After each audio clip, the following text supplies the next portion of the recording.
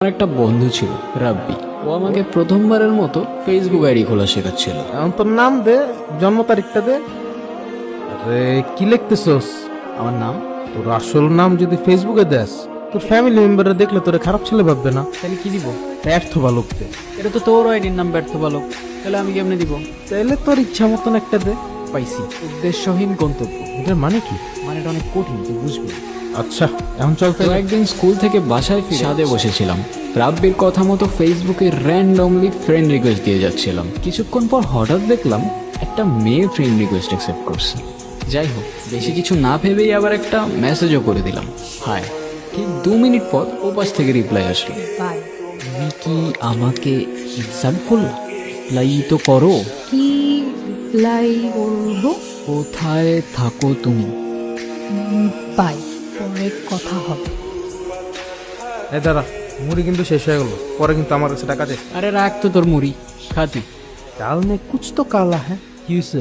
কালকে প্রথমবারের মতো একটা মেয়ে ফ্রেন্ড রিকোয়েস্ট অ্যাকসেপ্ট করছি। আমি শিওর ফেকাই। বেকারি কেন বে? এর আগে একটা মেয়ের সাথে 3 মাস চ্যাট করতে এমবি কিনে কিনে রিচার্জ করে দিতে বললে রিচার্জ করে দিতে, আবার পকেটের টাকা চুরি করে।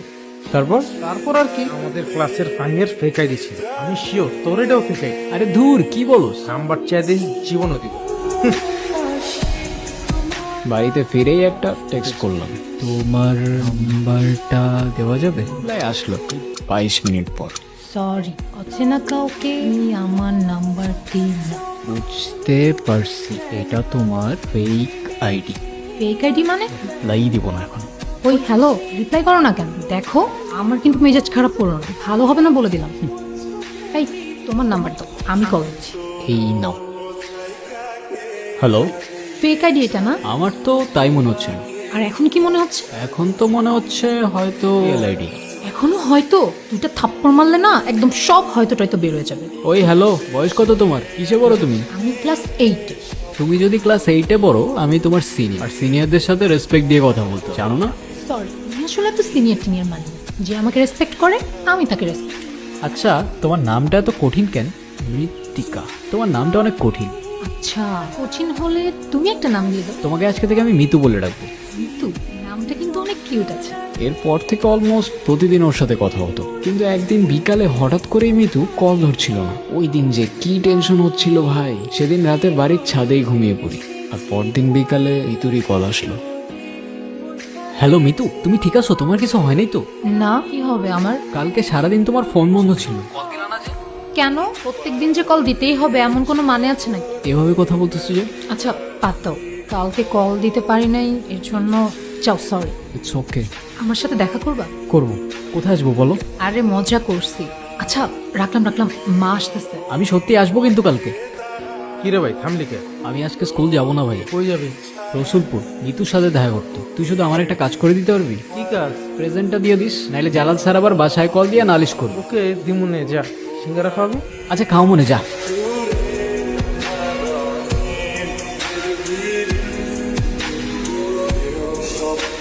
ভাই, আপনি কি এ এলাকার? হ্যাঁ ভাই, এই এলাকায় কেন কোনো সমস্যা? আরে না ভাই, কোনো সমস্যা না। ওই রসুলপুরের সবুজ রাস্তাটা কোন দিয়ে বলতে পারেন? ওই দিকেই সবুজ রাস্তা। আচ্ছা ভাই, শুক্রিয়া। মিতুকে আমি প্রথমবার দেখলাম, ওকে এতটা সুন্দর লাগছিল যতটা হয়তো আমি ইমেজিনও করিনি। মিতু? সানি, হ্যাঁ। কেমন আছো? এই তো আলহামদুলিল্লাহ। তুমি? ভালো। কিছু বলো। তুমি জানলা কিভাবে আমি এখানে থাকবো? মেয়েরা সবকিছু জানতে পারে। আচ্ছা, তুমি না বলছিলা আমাদের যেদিন প্রথম দেখা হবে তোমার ফেভারিট জায়গাগুলো তুমি ঘুরে দেখাবো আমাকে? চলো তাহলে এখান থেকেই শুরু করি, কারণ এটাও আমার সবগুলো ফেভারিট জায়গার মধ্যে একটা জায়গা। ছোটবেলা যখন মন খারাপ হতো তখন আমি এখানে এসে বসে একা একা কান্না করতাম। চলো ওদিকটাই যাই।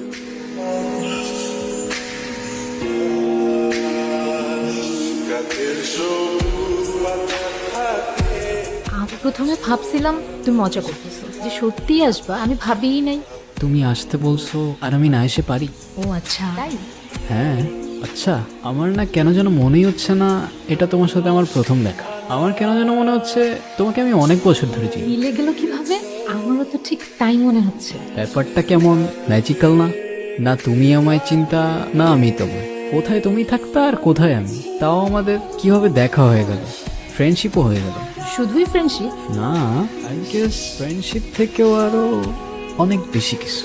তুমি কালকে আমাকে জিজ্ঞাসা করছিলে না আমি তোমাকে কেন ফোন দিছিলাম না? হ্যাঁ, আমি তোমাকে মিথ্যা বলছি। আমি জানতাম, আমি খুব ভালো করেই জানতাম যে তুমিও আমার সাথে কথা না বলে থাকতেই পারো না। কি হয়েছিল বলো না আমাকে। ভাইয়া সেদিন মারছে আমাকে। মারছে কেন? সেদিন সকালে তোমার সাথে মেসেজ করতেছিলাম, ভাইয়া দেখে ফেলছে। ভাইয়া আমাকে জিজ্ঞাসা করছে ছেলেটা কে, আমি বলছি আমার ফ্রেন্ড। তারপর আমার আর কোনো কথা না শুনে আমাকে অনেক মারছে, আমার ফোনটাও নিয়ে গেছে। আচ্ছা তুমি কান্না করো না, দেখো সব ঠিক হয়ে যাবে। আমার না আর এখানে একটুও থাকতে ইচ্ছে করে না। কান্না করে কি হবে বলো, সব ঠিক হয়ে যাবে। কে রে তুই? নাম কি তোর? সানি। এখানে কি তোর? এখানে কি করতে আসছস? ভাই ওরা সকালে দেখে আমার সন্দেহ মনে হয়েছিল। কি রে বল, এখানে কি করতে আসছস? ওর সাথে দেখা করতে। কার সাথে? আমার বোনের সাথে? ভাই আমার কথাটা শোনেন, আমি বুঝাই বলতেছি। তোর কথা শুনবো মনে? তোদের মতো শহরের পোলোক আমার খুব ভালো করে চেনা। ভাই আপনি কিন্তু না বুঝেই ভুলভাল বলতো। তোর সাহস তো কম না, তুই আবার আমার মুখে মুখে কথা বলস। আমার বোন তোর সাথে দেখা করতে আসবো কেন? আমার বোনকে আমি চিনি না? বিশ্বাস না হলে আপনার বোনকে জিজ্ঞাসা করেন। এই মৃত্তিকা, তুই ওরে চিনোস? এদিকে তাকা আমার দিকে। তুই ওরে চিনোস? না ভাইয়া, আমি ওকে চিনি না। আজকের পর থেকে তোরে যদি আমি রসুলপুরে দেখছি, তোর লাশ কাটটা আমি কুত্তা রাখো।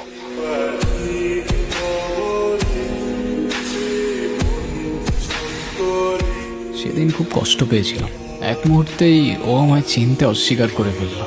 সেই মুহূর্তে মনে হচ্ছিল দুনিয়াতে আসলে ভালোবাসা বলে কিচ্ছু নেই। পরের দিন থেকে আবার মিতুকে কল দিতে লাগলাম।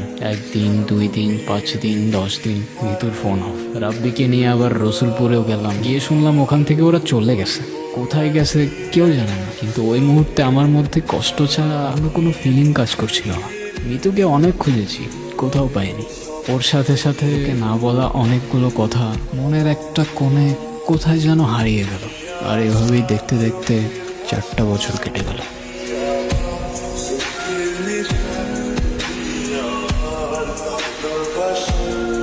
ও হ্যালো, সিনিয়র এ এদিকে। Bro, stop it.